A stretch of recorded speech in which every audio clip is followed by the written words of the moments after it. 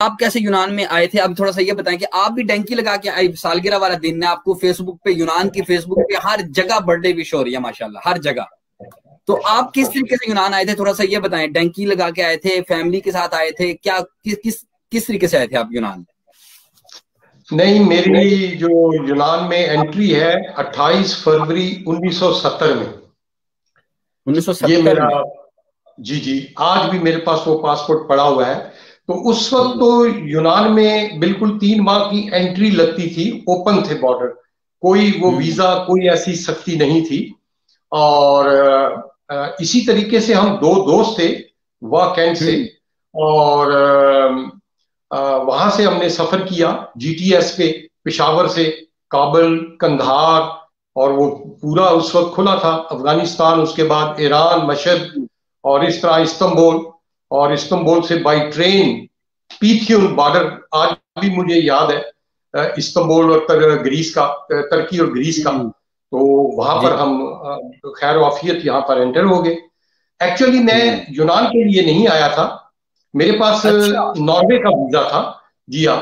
तो हम्म। वो नॉर्वे के लिए मैं निकला था एक्चुअली। तो जी। लेकिन यहाँ बाई रोड निकला, यहाँ स्टक हो गया। तो वो जो वर्क लेटर था वो एक्सपायर हो गया जब वो पहुंचा मेरे तक। तो मेरे हम्म। वो तायाजाद भाई थे नॉर्वे में पहले से, उन्होंने वो वर्क लेटर भेजा था उस वक्त। तो हम्म। वो फिर जी। किस्मत मुकद्दर में यही लिखा था। तो वो जो एक्सपायर हो गया, तो जाहिर है कि फिर अच्छा। मैं नहीं जा सका। तो फिर यहीं पर ही मैंने जो फॉरेन सबसे पहले एथेंस यूनिवर्सिटी में मैंने ग्रीक लैंग्वेज का एडमिशन लिया मैंने अच्छा। यहाँ पर।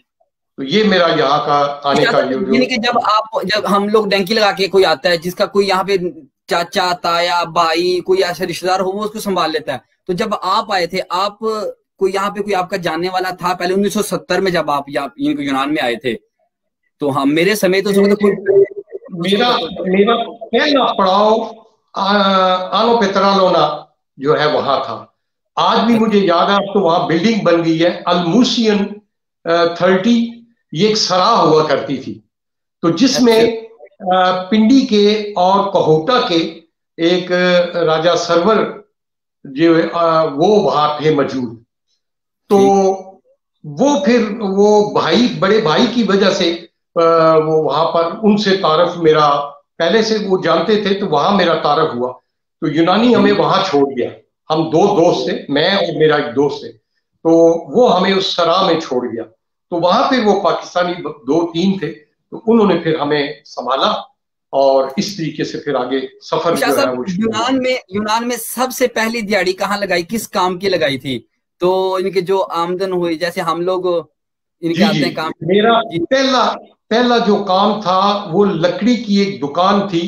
आ, मैंने वो डाले बड़े बड़े वो उठा के, तो वो एक जी। दुकान से सामने उसका स्टोर था, आ रहा था। वो हाँ मैंने हाँ। पहला काम वो स्टार्ट किया। उसके बाद फैक्ट्री में मिला। फिर बिल्डिंग का काम था, वो हम्म। त्रिप्सी जिसको करते हैं। और मुझे रंग आज वगैरह भी का याद पड़ता आजकल। है कि कभी जिंदगी में काम नहीं किया था, तो जब मैं एक किपसेली इलाका था वहां जी पर जी। मैं काम करने जाता था। तो वहां पर जब मैं पहली दफा वो त्रिप्सी कर रहा था, तो मेरी आंखों से आंसू निकल रहे थे। तो वो हम्म। मैंने बस 2-4 दिन काम किया, फिर वो भी छोड़ दिया। फिर एक फैक्ट्री टावर, उसमें कुर्सियों की, लोहे की कुर्सियां बनती थी, फिर वहां काम किया। हम्म। तो इस तरीके से फिर आगे साथ साथ स्टडी करता रहा, लैंग्वेज कोर्स यूनिवर्सिटी में, और साथ में मैं काम करता रहा। हम्म। जी तो शाह साहब, आपको क्योंकि जब नए नए आया उसी वक्त, सारी बात है, आगे मीडिया से तो नहीं अटैच हो गए होंगे। तो जब आप यूनान में आए थे, तो उस वक्त वक्त गुजरने के साथ साथ क्योंकि आप इस वक्त यूनान में जानी पहचानी मारूफ शख्स, माहिर इमिग्रेशन अमूर है। इमिग्रेशन पे आपको इसके कानून पे, कवानीन पे बहुत महारत है। तो ये सिलसिला कैसे शुरू हुआ था, यानी कि इस फील्ड में कैसे आए थे आप? देखिए जी, मेरी जो स्टार्ट मेरा जो हुआ है, वो मैंने जब एथेंस यूनिवर्सिटी से ग्रीक लैंग्वेज का कोर्स किया, और उस वक्त एक इंडियन और 3 पाकिस्तानी जो थे वो हमारे साथ थे। एक ठीक। इफ्तिखार असलम जो बाद में मेरे पार्टनर भी बने, और एक इंडियन विक्रम, वो उनका पिछले कुछ अरसा पहले इंतकाल हुआ है, डेथ हो गई उनकी। और इसी तरीके से एक दो और पाकिस्तानी थे, वो अब यहाँ नहीं है। तो जब हमने ये मैंने लैंग्वेज का कोर्स खत्म किया तो मैंने कहा मैंने और आगे क्या करना है, साथ साथ मजदूरी भी चल रही थी। फिर मेरा ये था कि स्टार्ट से ही मैंने अपनी रहायश वो सरा से उठाकर अलहदा एक कमरा ले लिया था जिसमें तमाम बूढ़ी माइयां रहती थी और मैं अकेला उसमें एक कमरे में रहता था। उसका फायदा मुझे ये हुआ कि मुझे जबान मैंने जल्दी सीख ली क्योंकि उनके साथ यूनानी कोई पाकिस्तानी नहीं था, तो ये एक फायदा हुआ मेरा। दूसरी बात, मैंने उसके बाद मैंने शिपिंग जो है उसमें मैंने यहाँ अमेरिकन यूनिवर्सिटी से मैंने कोर्स किया शिप मैनेजमेंट का, और अल्लाह ताला की मेहरबानी से स्टार्ट मेरा जो इब्तदाई यूनान में है वो शिपिंग से हुआ। एक साल मैंने पीरिया में एक शिपिंग कंपनी में मुलाजमत की मैंने, और उसके बाद क्योंकि यूनान पूरी दुनिया में नंबर 1 शिपिंग में था, 5,500 शिपिंग कंपनियां यूनान में थी उस वक्त, अभी भी हैं लेकिन उस वक्त पूरी दुनिया में नंबर 1 था ये। और यहाँ पर शिप क्रू की बहुत ज्यादा डिमांड थी, पूरा ही नहीं होता था इनसे। ग्रीक लोग इतने शिपों पे जॉब्स थी और मुख्तलिफ कैटेगरीज में लेबर की भी, और वो फिर हमने क्रू का जो सिलसिला स्टार्ट किया हमने। और मेरी पहली पार्टनरशिप जो शिपिंग में हुई वो हमारे पाकिस्तानी हैं, बड़े मशहूर मलक अनवर साहब है, तो वो भी यहाँ पुराने हैं, तो उनके साथ मेरी पार्टनरशिप शुरू हुई। उसके बाद फिर हम अलहदा हो गए, फिर मैंने ग्रीकियों के साथ अपना काम शुरू किया और शिपिंग में ही मैंने अपना पूरा मुस्तकबिल जो है 20-25 साल मैंने शिपिंग कंपनी जो है कराची में भी दफ्तर एस्टेब्लिश किया।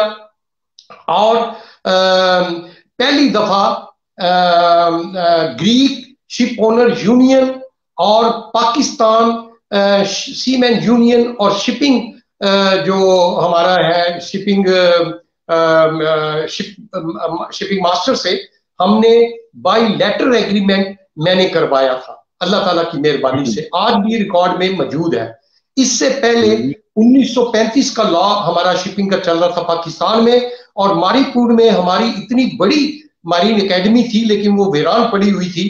तो उस वक्त अल्लाह गरीब के रहमत करे, मखदूम अमीन फहीम साहब मिनिस्टर कम्युनिकेशन थे, वो यहाँ विजिट पर आए, प्राइवेट विजिट पे मैंने उनको होस्ट किया। तो जब वापस गए तो यहाँ से वाइस प्रेसिडेंट शिपिंग कंपनीज के उनको हम लेकर गए पाकिस्तान कराची, और एक एग्रीमेंट बाय लेटर एग्रीमेंट पहला ग्रीक शिप ओनर यूनियन और पाकिस्तान सीमेंट यूनियन से पहला एग्रीमेंट मैंने साइन करवाया। उससे फिर हमारे सीमैन जो है बहुत ज्यादा तादाद में ये यूनान के बैरी जहाजों में आए, और इसमें मैं बड़े फख्र से ये बात कहता हूं कि बड़े नामवर पीरियड्स में शिपिंग हल्के की चंद शख्सियात जो मेरे बूटा लगाया हुआ था, मैंने ही फर्स्ट टाइम उनको शिपों पर जॉब दी और उसके बाद उन्होंने अपना मेहनत से एक मकाम बनाया। गुलाम रसूल, सूफी गुलाम रसूल, अल्लाह उनको गरीब के रहमत करे, हकीम खान साहब माशाल्लाह मेरी पहली जॉब पे ये गए थे जापान, मैं पाकिस्तान गया, वहां से इनको मैंने जॉब दी। इसी तरीके से 2-3 और शख्सियात भी हैं। तो ये मैं कहता हूं कि ये बड़ा मतलब ये कि अल्लाह का शुक्र है। तो शिपिंग में भी मैंने 25 साल जो है।